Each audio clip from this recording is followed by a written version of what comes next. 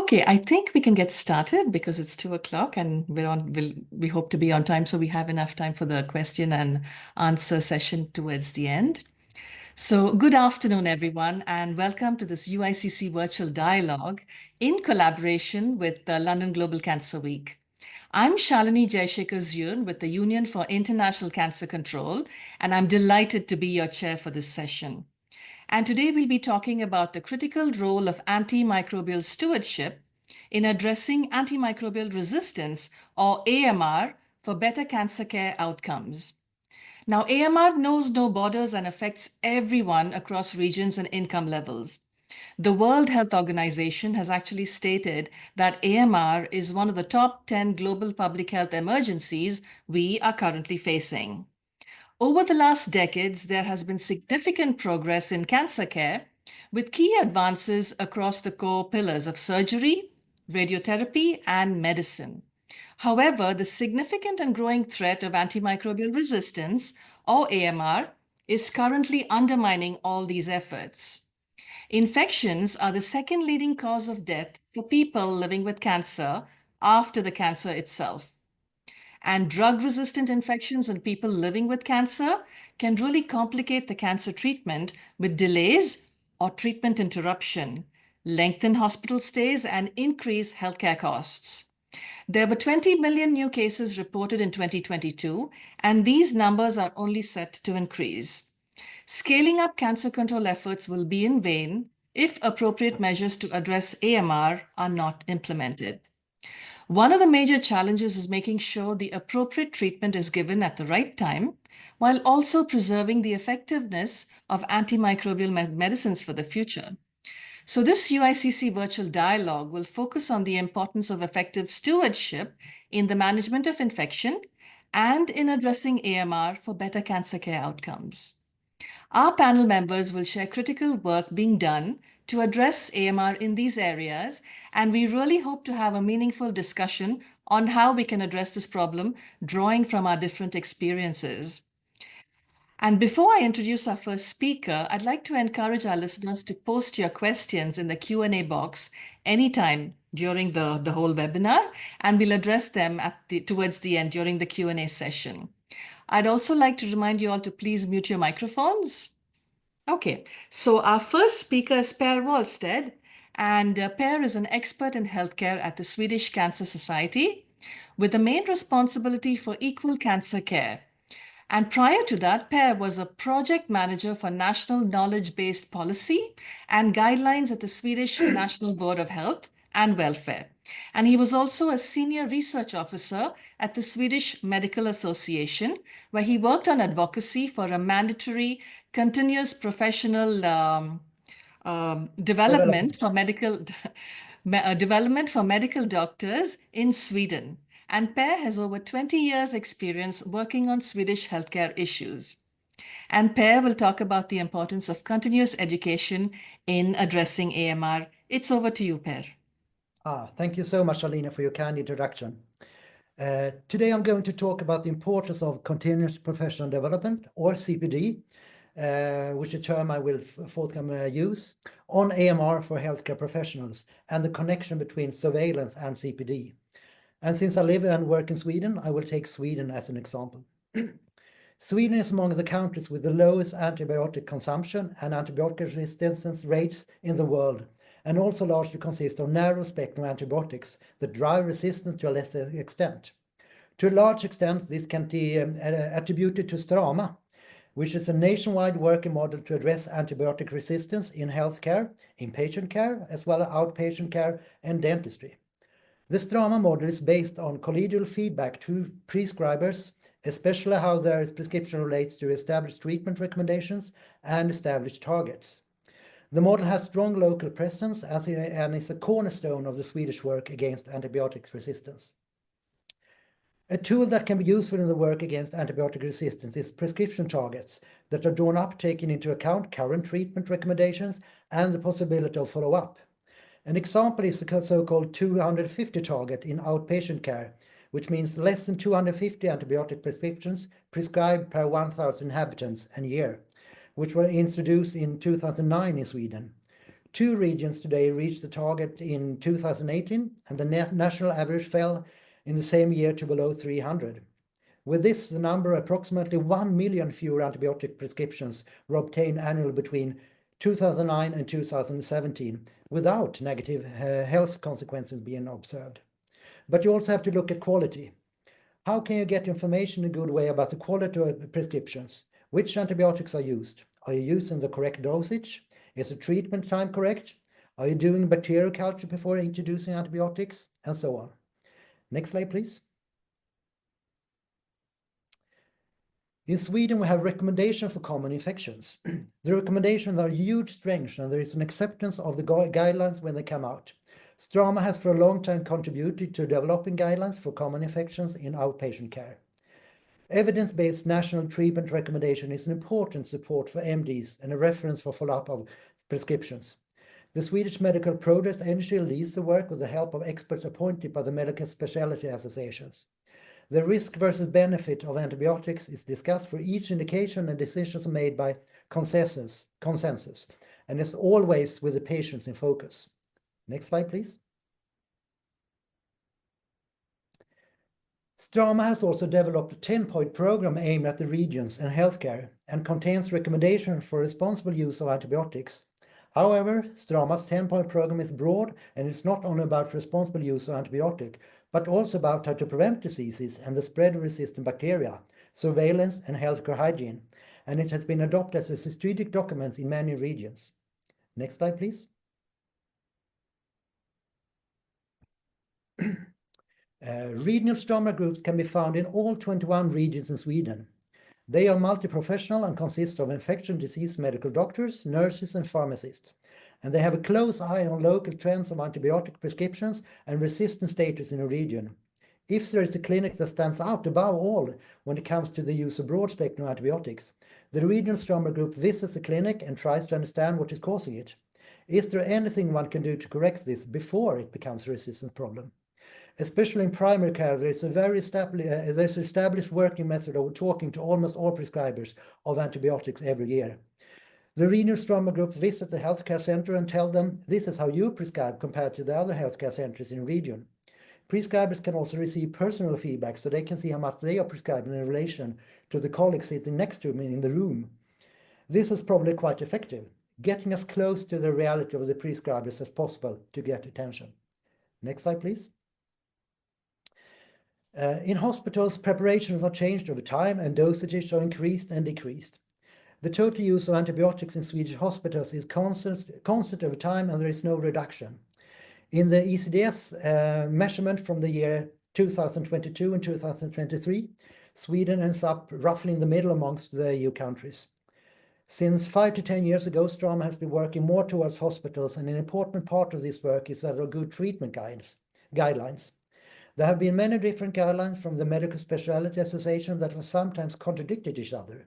And Strama has tried to harmonize this by collecting all the guidelines from medical specialty associations and gone through them when they conflict, and has then gathered all concerned to agree that they want to use them.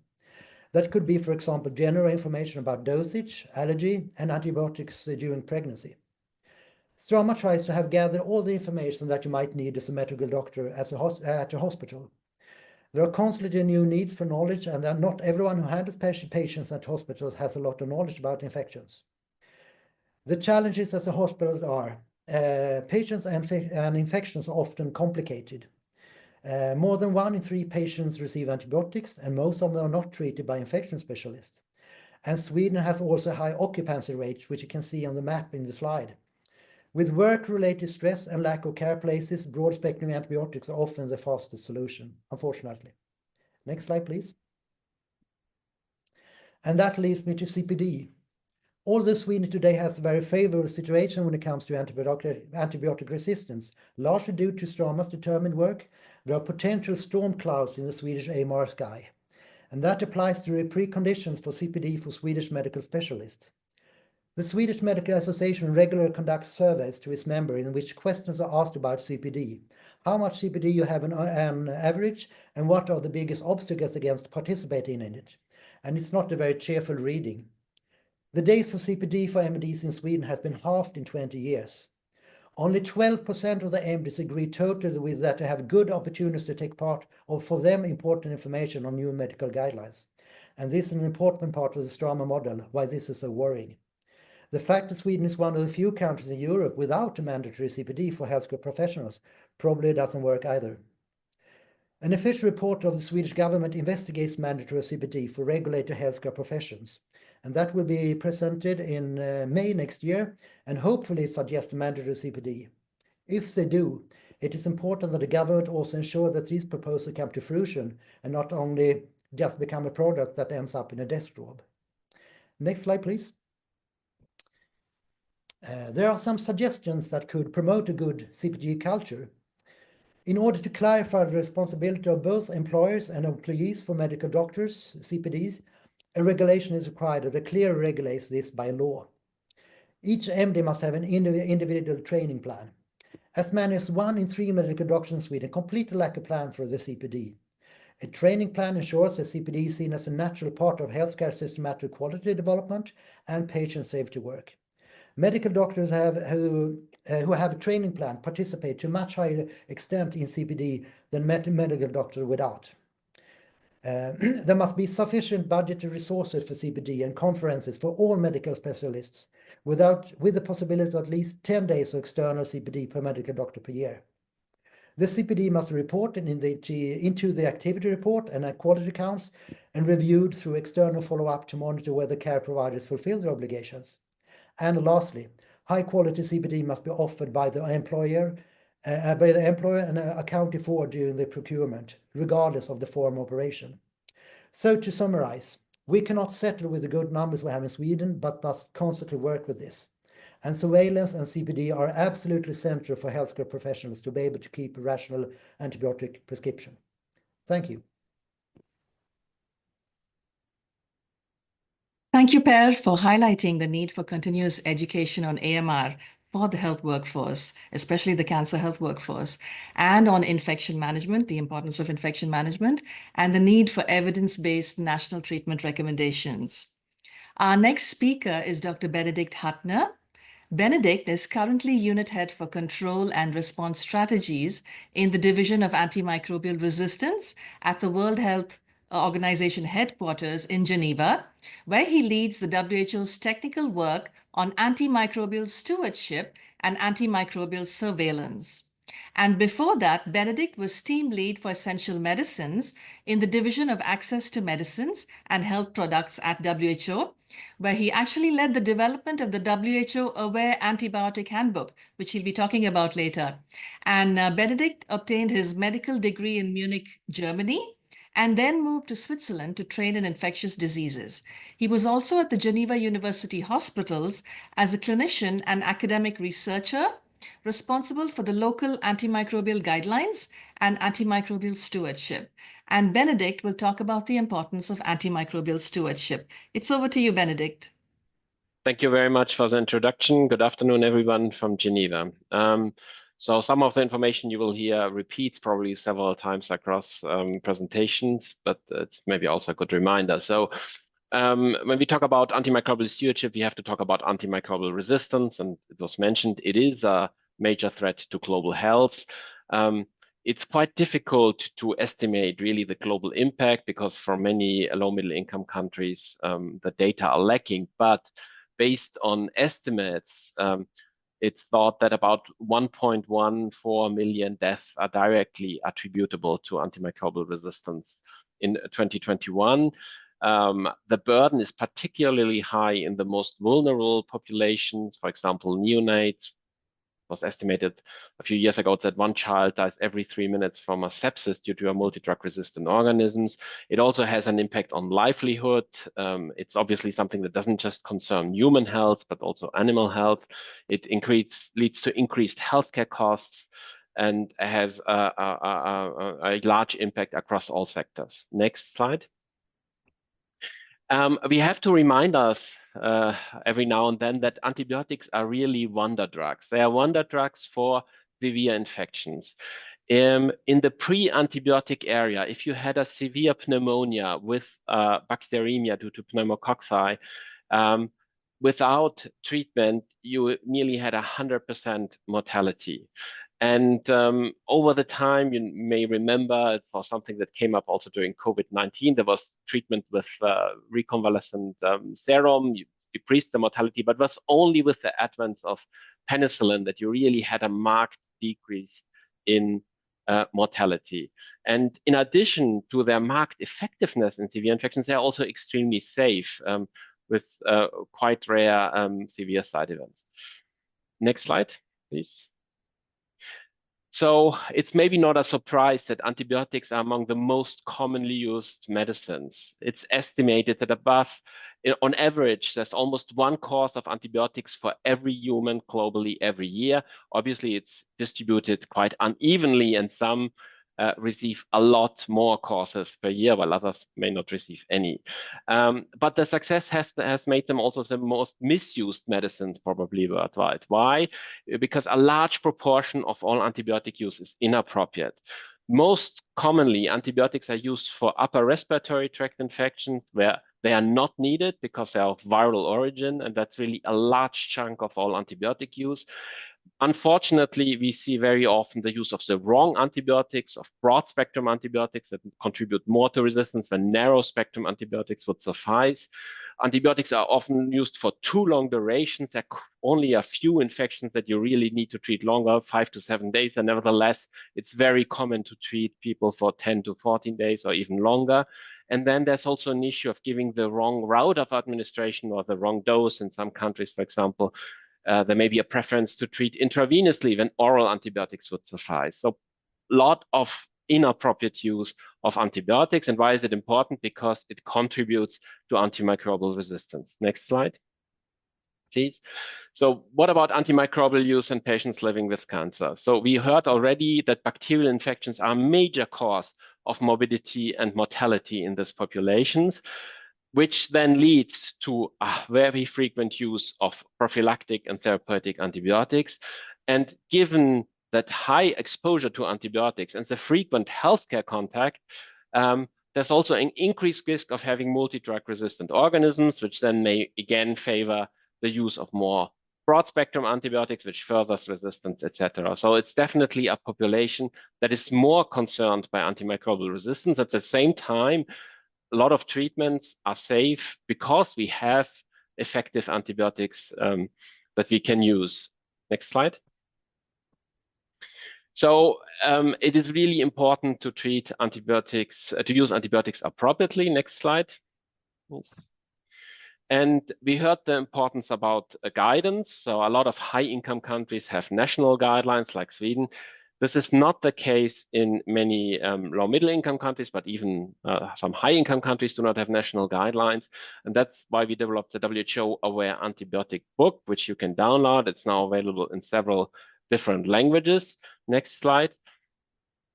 So what it is based on, it's based on the medicines in the essential medicines list. So these are the most effective and safe options for a variety of infections. And you see that this is very large, encompassing common infections in primary healthcare, a lot of which do not need antibiotic, like most of the upper respiratory tract infections, to infections encountered in hospitals, including, for example, febrile neutropenia, which is most commonly encountered in patients with cancer. But nevertheless, patients with cancer, living with cancer, will have obviously also viral respiratory tract infection, will have all of the other infections, and they need to be treated appropriately. Another issue that is covered are the reserve antibiotics. So these are antibiotics that are active against multi-drug resistant organisms. And again, they're probably disproportionately used in patients living with cancer because of the higher risk of multi-drug resistant organisms in this population. Next slide. So I talked about Access Watch Reserve before. I probably should have explained before what it is. So in 2017, WHO classified antibiotics into 3 groups: Access, Watch, and Reserve. You may have heard before broad spectrum, narrow spectrum. That's actually a term that's not very clearly defined. So the idea was to come up with something that makes it a little bit more better defined and more manageable. So you have access antibiotics. A classic example would be amoxicillin. These are often first choice options for many infections, have a lower resistance potential. And then you have watch antibiotics, which are, for example, the fluoroquinolones, the macrolide, third generation cephalosporins. They have a higher resistance potential, and unfortunately, they're overused in most countries. And finally, you have the reserve antibiotics that are last resort options against, for example, carbapenem-resistant organisms. There's really also a fourth category of not recommended antibiotics, and these are fixed dose combinations of two antibiotics that really have no good indication, and they are actually also quite commonly used in certain countries. Next slide. And what is the basis for categorizing antibiotics in the three categories?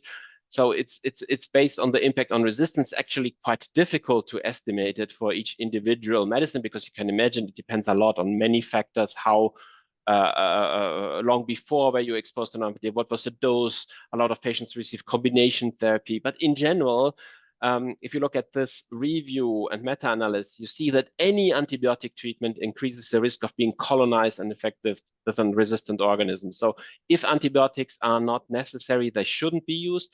And the other message you see is that watch and reserve antibiotics have a higher resistance potential.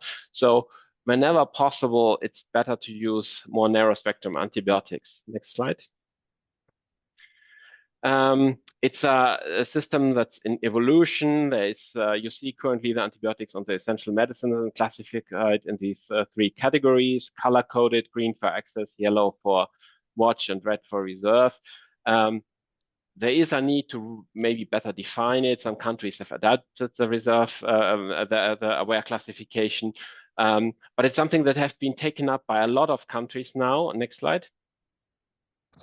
And you may have followed the high-level meeting in New York in September this year, where antimicrobial resistance was a key topic. And actually, member states endorsed a national target that at least 70% of overall antibiotic use should be from access antibiotics.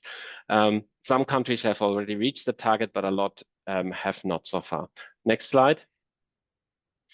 And just to be clear, antimicrobial resistance, it doesn't just rely on how antibiotics are used. There are many different factors that play a role. Prevention is key, and that's access to clean water. It's infection prevention control. It's a diagnosis that needs to be there. So there are a lot of issues related also to universal health coverage that need to be assured. But in using the antibiotics properly is one of the key elements. Next slide. And with that, I thank you very much for your attention. Over. Thank you, Benedict, for taking us through the importance of antimicrobial stewardship and also talking us through the aware classification, the access, watch, and reserve medicines classification, and the importance of infection prevention and control. And also finally pointing out a very big, huge, important fact that a large proportion of all antibiotic use is actually inappropriate. So thank you. Our next speaker is Dr. Julie Graylow. Julie is a Chief Medical Officer and Executive Vice President of the American Society of Clinical Oncology, and she brings to her role deep expertise in patient care, research, education, and global health. And previously, she was the Jill Bennett Endowed Professor of Breast Cancer at the University of Washington School of Medicine, Professor in the Clinical Research Division of the Fred Hutchinson Cancer Research Center, as well as Director of Breast Medical Oncology at the Seattle Cancer Care Alliance. And Julie will talk us through Julie will talk to us on the role of professional society guidelines in addressing AMR. It's over to you, Julie. Thank you very much, Shalini, and thanks for inviting me to participate in this important webinar. Next slide, please. Professional society guidelines have a strong role in addressing antimicrobial resistance. These guidelines can ensure that we have consistent and evidence-based approaches to infection prevention and treatment. The guidelines can reduce variability in clinical practice that leads to poorer outcomes. The guidelines provide protocols for infection prevention and help us identify our highest risk patients for whom we might use prophylactic antimicrobials. The guidelines promote appropriate antibiotic use, reducing resistance. They guide empiric therapy choices while we await culture results, and they can make recommendations for optimal drug selection, dosing, and duration. And most importantly, as we've heard in our prior 2 talks, a key is to reduce unnecessary antibiotic use. Next slide. I've reviewed the guidelines that we at the American Society of Clinical Oncology have published, and some key ones are in partnership with the Infectious Diseases Society of America. So we have a guideline on treatment infections that was published, outpatient management of fever and neutropenia in adults treated for malignancy. Now, in this guideline, published in 2018, it goes through who does need to be admitted with febrile neutropenia and other infections while treating cancer, and who can be treated in the outpatient setting. Keeping patients with cancer out of the hospital is really one of the key preventive measures, because the hospital setting is a great place to pick up infections. So the target audience for this guideline is not just oncologists, but also infectious disease specialists that might be consulted, the emergency medicine physicians, nurses, and advanced practice providers who might be the first ones who see the patient coming in with febrile neutropenia to the emergency room. And this guideline really stresses highlighting and highlights the importance of communication between clinicians and patients as well. We've heard that many respiratory infections are treated with antibiotics inappropriately when they are viral, but in many cases, this is because of a misunderstanding on the part of patients about that viruses don't respond to the antibiotics that are being requested. Next slide. We've also partnered with the Infectious Diseases Society of America on a guideline related to the prevention of infections.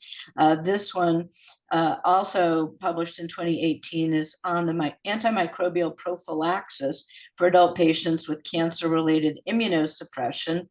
And part of this guideline was to recommend what healthcare workers and what patients could do to reduce the risk of infection short of using antimicrobial prophylaxis. So healthcare workers should comply with hand hygiene and respiratory hygiene, cough etiquette guidelines. And patients with neutropenia from cancer therapy should avoid prolonged contact with environments that have high concentrations of airborne fungal spores. Interestingly, what this guideline rules out is some of the previous measures that we used that really restricted, especially our patients who had gone through bone marrow transplants that were at very high risk. In my training days and early faculty days, we really restricted what patients ate and where they went and what their exposures were. And this actually goes through the evidence that shows that a lot of what we were doing was very overly restrictive, but it picks out what we could do and how we could educate our patients in reducing risk of infections. Again, we use a lot of catheters in giving chemotherapy and catheter-associated infection, and what we can do to reduce that is important. We cause a lot of neutropenia, and appropriate use of white cell growth factors when they are available globally is another key component of reducing risk of infections. Making sure our patients have optimal vaccination is also key and addressed in this guideline. Next slide. A recent, this is a couple of other guidelines that we've issued in the past that we haven't updated. One on appropriate use of white blood cell growth factors to reduce neutropenia, and another one on reducing the risk of catheter-related infections. Next slide. This is a recent guideline that was just published this past year in 2024 on reducing the risk of infection in patients with cancer through vaccination. And this was in partnership with other professional societies.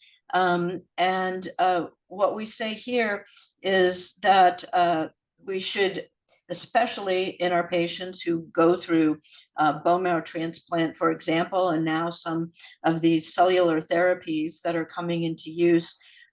We go through what we should do in terms of understanding who's vaccinated up front, and after hematopoietic stem cell or bone marrow transplantation or T-cell therapies, who should be revaccinated. It also emphasizes the importance of immunizing household contacts of patients who are at extreme risk. Next. No, sorry, go back. So as a result of this guideline, we actually are in the process of what we're calling a learning collaborative. With this guideline, we had 8 health systems who've agreed to participate in a quality improvement project, a project to improve the rates of recommended vaccinations in adults with cancer. So this is a quality training program where these 8 health systems will first look at what their baseline is in terms of vaccinating adults with cancer, and then they will look to see where they can improve that, how they can bring their rates up. And it's a 5-year project that was funded through a cooperative agreement with the U.S. Centers for Disease Control and in partnership with the Council of Medical Specialty Societies. So oncology is one of several medical specialty societies in internal medicine that are participating in this vaccination project. Next slide. Other professional societies have also issued guidelines related to the use of antimicrobials and reducing antimicrobial resistance, as well as governmental institutions. I've just put a screenshot here of the CDC's Preventing Infections in Cancer and the National Institutes of Health and National Cancer Institute Guideline on Infection and Neutropenia During Cancer Treatment. The National Comprehensive Cancer Network in the US has issued Prevention and Treatment of Cancer-Related Infections, and patient-facing organizations such as the American Cancer Society has good information on infections in people with cancer. The American Society for Transplantation and Cellular Therapy has issued a whole series on therapy for infectious diseases in patients undergoing transplantation and cellular therapy. Next slide. So in conclusion, antimicrobials are really a vital and indispensable part of cancer treatment and critical in treating the infectious complications that are a result of cancer treatment. Antimicrobial resistance has a negative impact, as we've seen in the prior presentations, on cancer care outcomes, and guidelines provide recommendations with evidence as a basis for them on how the cancer community can counter the challenge of antimicrobial resistance. Next slide. Thank you very much. Thank you, Julie. Thank you so much for addressing the importance of guidelines in infection management, and also talking us through the collaboration between the Cancer and Infectious Diseases Societies to take this work forward, and also how the cancer community can counter the challenge of AMR. So thank you so much. Thank you, Emily, for navigating the slides. I think we can open the floor for questions and discussion. So please feel free to post your questions in the chat. And also just raise your hand if you'd like to talk about your experiences or your what happens in your setting with AMR and cancer care. It would be great to hear about your experiences as well. So please. Okay, while you're taking a moment, I have a few questions that I can ask the. Oh, Venus, go ahead. Thank you. You have the floor. All right. Thank you so much for the opportunity. All right, my name is Venus Mushiniga. I'm a pharmacist and public health practitioner in Zimbabwe. So I think for Zimbabwe, just to share the experience from Zimbabwe, I think AMR is high on the priority. It's not being looked at specifically for cancer, but there are initiatives to look at it holistically. So what we've done in the previous years, we've actually we are looking at it through a One Health approach. We are not looking at it as Ministry of Health or only. So we're working with the health, the animal health people and the agriculture as well. So we're looking at it as a One Health approach. So what we've done, we've developed a 2.01 Health AMR National Action Plan for 2023 to 2027. We had one that had lapsed, and we're being supported by the Fleming Fund and the multi-partner trust fund to train staff, strengthen governance in AMR. We've also building laboratory capacity for surveillance, and also so the labs capacities in all sectors, animal health and human health. And then we're also looking at strengthening biosecurity and biosafety, and looking at antimicrobial stewardship. So for human health, the Department of Pharmacy Services, the Ministry of Health actually does the antimicrobial stewardship programs. And we also make sure every year, they are actually throughout the year, actually basically now, we are working with schools to actually campaign for AMR, because we notice that if we're not educating the public that they don't need antimicrobial antibiotics or antifungals all the time, then they're going to demand them from the healthcare professional. So we're also working with schools to raise awareness on that. And then we're also looking from the health system, the health services, looking at infection prevention and control, infection control policies. And then we've got also guidelines for that, and also on-the-job training. And this was strengthened during COVID-19 as well. So we are riding on the strengths, on the capacities built during COVID-19 to actually strengthen the AMR program. And we also have the WhoNet software that actually has been installed in our major labs to actually track antimicrobial test results, so that we can analyze data so that we can pick resistance at that level.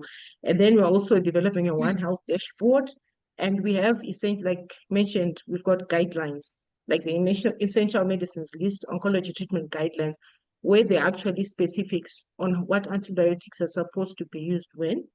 But of course, there are challenges where the public obviously goes to Google, demands antibiotics, and also trying to move our people away from that belief that antibiotics are a magic pill for everything. So it's ongoing, but we're trying all of this. Thank you. It's fantastic. Thank you so much, Venus, for sharing your experiences in Zimbabwe. Thank you so much. I think I saw someone else's hand go up. Yeah, hello. It's good evening from India. I'm Dr. Kim. Oh, hi, Dr. Kim. It's over to you. Yeah, it's from India. I'm based in Chandigarh. That's the northern part of India. You might be knowing because we are Indian. Yeah, I do. Yes. Basically, I'm a pathologist. My query is this inquisitiveness. India also now we do a lot of bone marrow transplantation for leukemia and lymphoma, but we do not really have much of compilation of the data from different centers. So I think all the three speakers, it may be, any of them can take up the question. My inquisitiveness query is, when the bone marrows are induced with chemotherapy, the incidence of AMR, and after the bone marrow transplantation, the incidence of AMR, is there any difference between the two groups? I hope you understood my query. Is this the incidence? Doctor. I just wanted to know, because they might be having, they are more advanced centers, and, the patient data would be more complete in your centers. And so my query, inquisitiveness, is there any difference in the incidence of AMR before bone marrow transplantation and after bone marrow transplantation? Thank you, Dr. Kim. That's a really interesting Anybody question. can take it up. Anybody, yes. So I'm opening the floor to the panel members, please. I'm not quite sure if the question is, was there more AMR in an era before we started doing stem cell bone marrow transplantation? And did we, in general, in oncology, increase it after we started doing more of this? Was that the question? No, in the same patient groups, Oh. before and after bone marrow transplantation. I don't know that I can speak to data on that, but I think what you're bringing up is a very key point is we need to know our own data on what is happening. We need evidence at our own institutional level of what are the rates of infections, what kinds of infections, where are we seeing more antimicrobial resistance. We've got to be looking at this at our own centers in order to be able to know how to decrease the rates of AMR, right? So we need evidence. What antibiotics are we using? What are our infections looking at? We've got to gather that evidence in order to know, is it increasing or is it decreasing? And the fact that I can't, off the top of my head, answer your question means we need more data. We need to be collecting good data, and at the institutional level. I mean, we saw some data at the country level from Sweden, that they're decreasing the antibiotic use globally, not just in oncology. We need data in order to know how to best attack this problem of antimicrobial resistance. Thank you.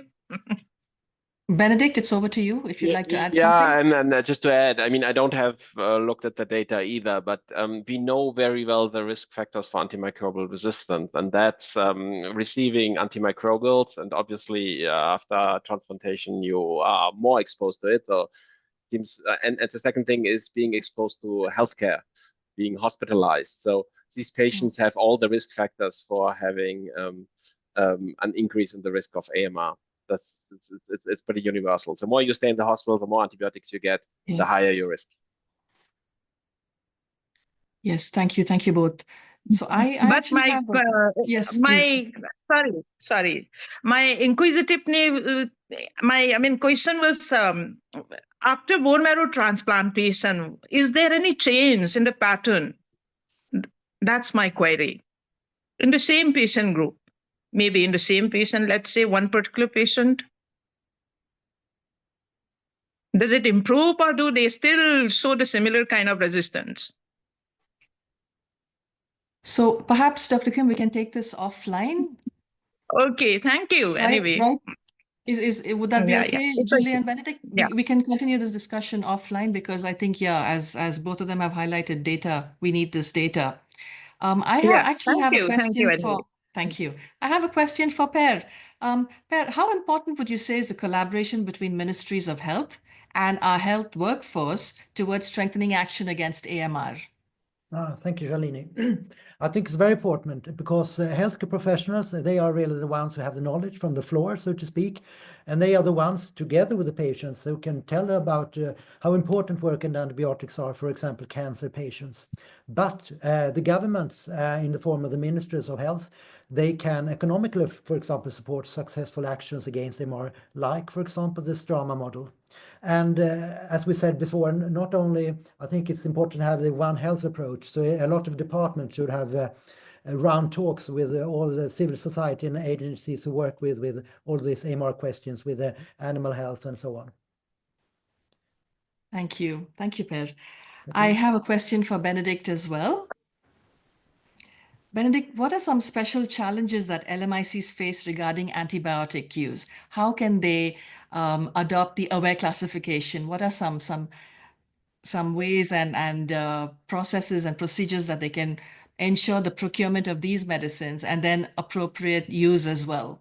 Yeah, I mean, it's quite a comprehensive question, difficult to answer very quickly. I think in low middle income countries, I think there's a twofold challenge, right? One is the misuse of antimicrobials, which may also be linked to obtaining antibiotics over the counter, which is ultimately an issue of access to healthcare, right? If you can't see a prescriber, you may be more tempted to get them from a pharmacy directly.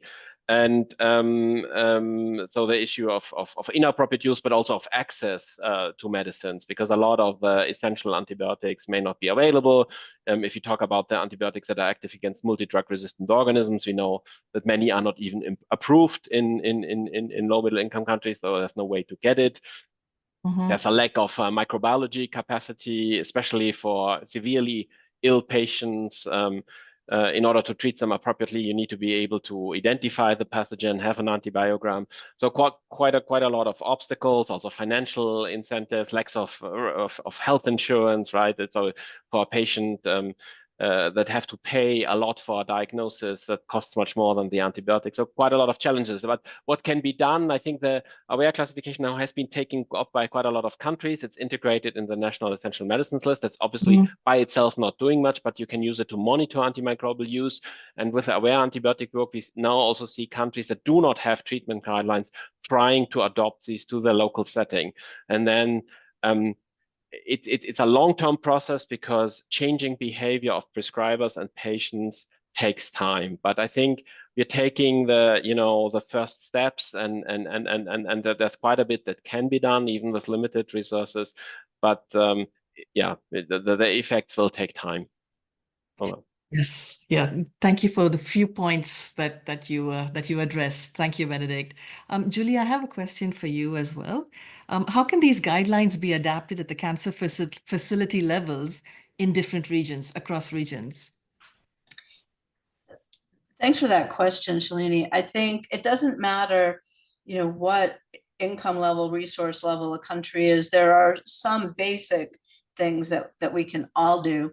One is to really educate and enforce, the hygiene procedures of the workforce. That's one thing we can all do. Another is to educate patients about risks of infection during the neutropenic period from the drugs we give, and talk to patients about what they can do and what their caregivers, their family can do to reduce risk of infections. I think it doesn't matter the resource level of a country in using our guideline, discussing who can be kept out of the hospital when they might have an infection or febrile neutropenia. As I think we've all said, hospitals are a big place to pick up infections for cancer patients. And if it's safe, we should really all work to keep patients out of the hospital. We know some need to be admitted. And then, depending on what's available, education and protocols for how we access and manage catheters and how we use growth factors. I think at the cancer facility level, you can get into the details of what antibiotic do you use, when, where, but I think when it's available, making sure we get cultures and we are looking for drug resistance and sensitivity and tailoring the treatments to the actual organism. That's not practical always at the lowest resource level, but I think tailoring antibiotics, not broadly overusing, using multiple antibiotics when they're not necessary, and defining what you're treating is key too. So facilities can gather the evidence on what's happening and then set guidelines for cultures and how to choose antibiotics. And as a result of the high-level meeting in New York on antimicrobial resistance a couple of months ago, we are rediscussing with the Infectious Diseases Society of America, as well as the U.S. Centers for Disease Control, what kind of guidelines are missing. And then I showed you our learning collaborative approach, where we're taking a guideline of vaccinations and then doing a process of gaining evidence, looking at where the problems are, and at the institution facility level, working on where are their own gaps and problems. I think that's a great way of getting appropriate guideline use for antimicrobials and reducing the risk of resistance. Thank you, Julie. There's actually a question in the chat, and I'm going to read it out, and I'll open it for the panel, whoever would like to address this. So, looking at our own setting, low and middle income countries, how are cancer patients and their families being educated about the risk of AMR and the importance of proper infection prevention and control practices? And this is from Mukhtasar Al-Kali. Thank you for the question. I'll open up to whoever would like to address this question.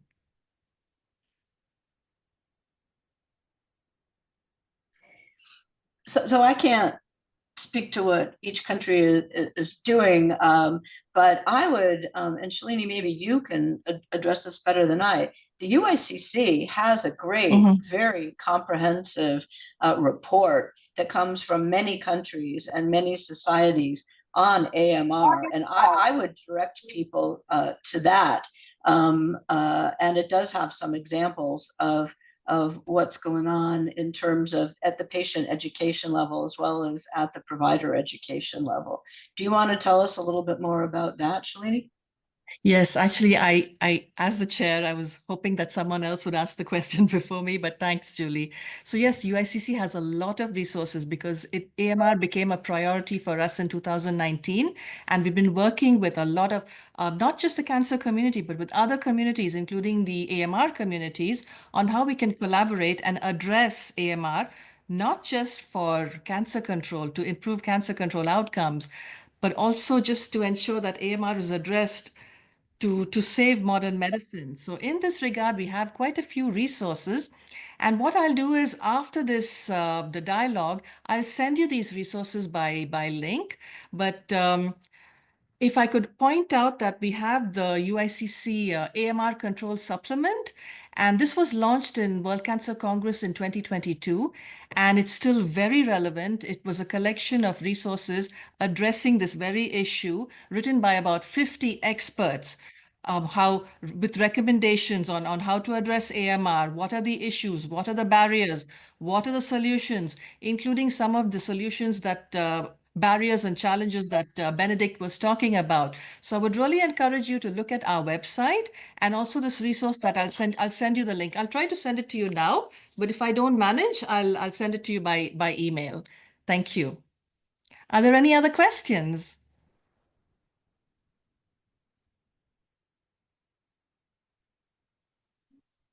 Manchari, please go ahead. Hello, everyone. My name is Manchari. I'm an early career pharmacist, graduated 3 months ago. And with that being said, I just want to highlight and echo questions regarding stewardship. During my pharmacy school for 6 years, AMR was only like taught for 3 hours. And somehow we are producing a lot of pharmacists per year, but our awareness regarding AMR is very slow comparing to the rapid resistance. So my proposed question to you all is that, do you think it's necessary to really centralize the AMR curricula worldwide? I could see the gaps in knowledge, and also sometimes when you are talking about stewardship, we talk about patients, we're talking about families, we're talking about health workers, but 3 months ago, I wouldn't even be included in this plan because I'm still in school. But now, 3 months in, I have to be fully 100% very educated and well aware about AMR. So one last thing before I close this, I just want to shout out to Sweden. I had a chance to talk to one of the officer in the ministry.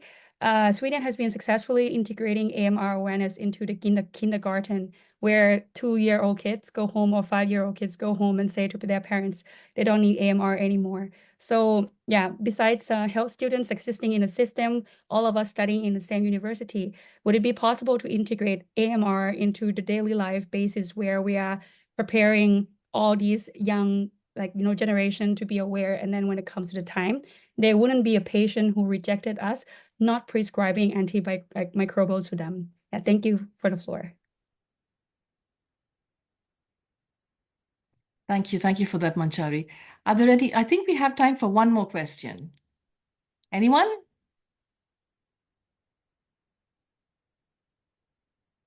Venus, go ahead. Right. Thank you so much. My question is about access to the high-end antibiotics.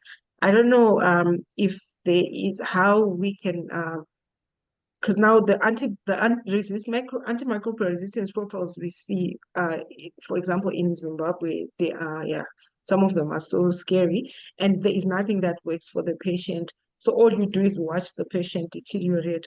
So I wanted to find out if there is any efforts at UICC level to look at the other issues of access to those high-end antibiotics, because now it's a real problem where patients need to access those, but there's issues of patents, costs, regulatory barriers. So I don't know if there's any work on that. Thank you. Thanks, Venus. From UICC's perspective, yes, access to medicines both for cancer and antimicrobials is a huge issue. And we push for advocacy. Our messages is the optimal use of existing treatment, but also to push for R&D for new antimicrobials. And we also push for diagnostics. But I think here I'll actually pass this question on to Benedict, who can talk a bit more about it. Would that be okay, Benedict? Yeah, sure. It's a very important and difficult question. So we know that a lot of the newer antibiotics active against multi-drug resistant organisms are not available in many countries. WHO is working on a document. It's an initiative called Secure, looking how these antibiotics can be made available. As you can imagine, there are quite a lot of challenges. It needs international collaboration. There's a question, what kind of stewardship measures need to be in place before you introduce these antibiotics? Because the last thing you want to do is just saying, here you have the antibiotic without any guardrail to make sure that they're used appropriately. And then you have a further problem with resistance emerging and spreading. So it's something that's relatively high, I think, on the priority list also for WHO to see how this can be done. Unfortunately, there are quite a lot of practical challenges. GARD-P is also working on it, trying to introduce some of the newer reserve antibiotics. But yeah, it turns out the details are quite complicated. Over. Thank you, Benedict. So the last question with VC Robinson, it's over to you. Please go ahead.